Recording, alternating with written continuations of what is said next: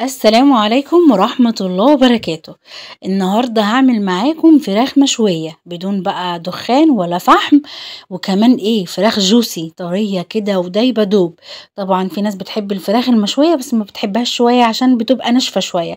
النهاردة هعمل معاكم بقى فراخ مشوية في الفرن بتتبيلة اقتصادية جدا، وهي طريقتها سهلة جدا، هتنفع معاكي بقى في اي عزومة وفي اي سفرة، هتبهري اللي هياكلها.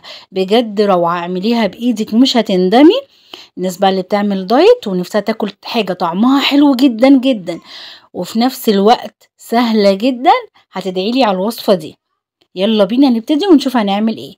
اول حاجة في الفراخ، اهم حاجة طبعا غسلها، فانا بغسلها كويس جدا وبنضف تحت الجلد كويس جدا، وبنقعها بقى في ميه مدوبه فيها معلقتين كده كبار من الدقيق، وعصر عليها ليمونه كبيره او ليمونتين حسب كميه الفراخ اللي عندي. انا جايبه النهارده وراك، ونقعتها ربع ساعه. عايزه اقول لكم بقى الدقيق بالليمون بيخليها بيضه قشطه، وفي نفس الوقت مفيش اي ريحه زفاره، وبتبقى زي الفل. بشطفها شطفه حلوه كده واسيبها بقى تتصفى. لما تتصفى مني تماما هبتدي بقى اقطعها كده افتحها علشان لما احط فيها التتبيله تخش بقى التتبيله كده في اعماق الفراخ من جوه ويبقى طعمها روعه. هتدعولي بقى على الوصفه دي، والتتبيله اللي انا هعملها معاكم هتعجبكم جدا. سواء بقى جبتي فرخه كامله قطعتيها او وراك زي ما انا عامله. معايا هنا 3 طماطميات، ومعايا بصلايه كبيره متقطعه كده قطع، ومعايا فلفل رومي، ممكن تحطي طبعا فلفل احمر، فلفل حامي زي ما انت عايزه. وهحط ربع كوبايه من الزيت، ضربتهم كويس جدا في الكبة او الخلاط. وبعدين هنبتدي بقى نفضيهم ونحط بقى شوية البهارات بقى اللي هيخلوكي يعني من ريحتها كده عايزة تاكليها نية من قبل ما تعملي اي حاجة تانية. بجد التتبيلة دي خطيرة.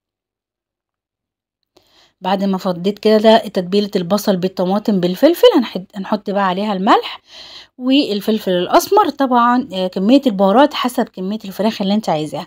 وهحط بابريكا وكزبره جافه بتديها طعم حلو جدا.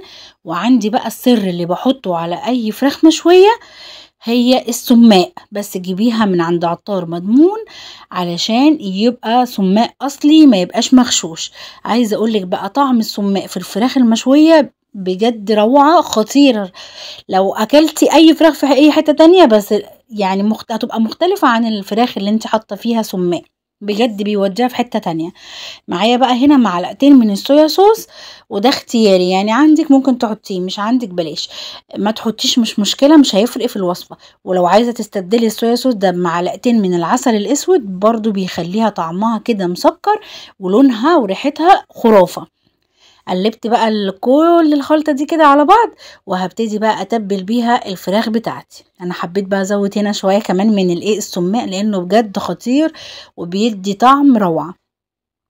ابتدي بقى امسك كل جزء قطعة كده من الفراخ بتاعتي واتبلها كويس جدا، واحط ادخل كده الفراخ جوه الفتحات قصدي التتبيلة جوه الفتحات اللي انا عاملاها علشان تبقى شاربة بقى من الخلطة دي.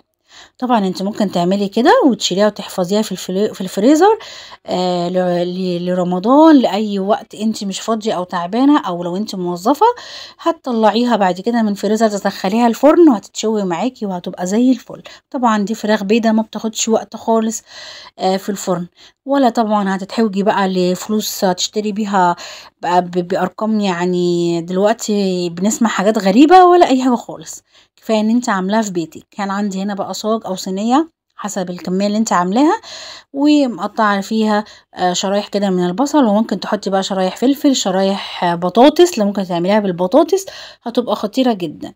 وحطيت كوبايتين او كوبايه كبيره من الميه في مكان التتبيله كده.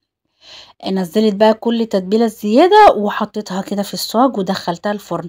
ممكن طبعا تغطيها بورق فويل وتدخليها، ولما تستوي تشيلي الورق الفويل من عليها وتشغلي بس عليها الشوايه تحمر، وهتبقى زي الفل معاكي. عايزه اقول لكم والله ريحتها قلبت الدنيا من جمالها وروعتها، خطيره بجد. بقى جنب رز بشعريه زي ما انا عملت، ممكن تعمليها برضو جنب رز بسمتي، جنب مكرونه، يعني خطيره بجد وجوسي وطريه. انا كانت مشكلتي في الفراخ المشويه انها بتبقى ناشفه، إنما بالطريقة دي روعة ونضافة وجمال، ولا بهدلة ولا دخان ولا أي حاجة خالص.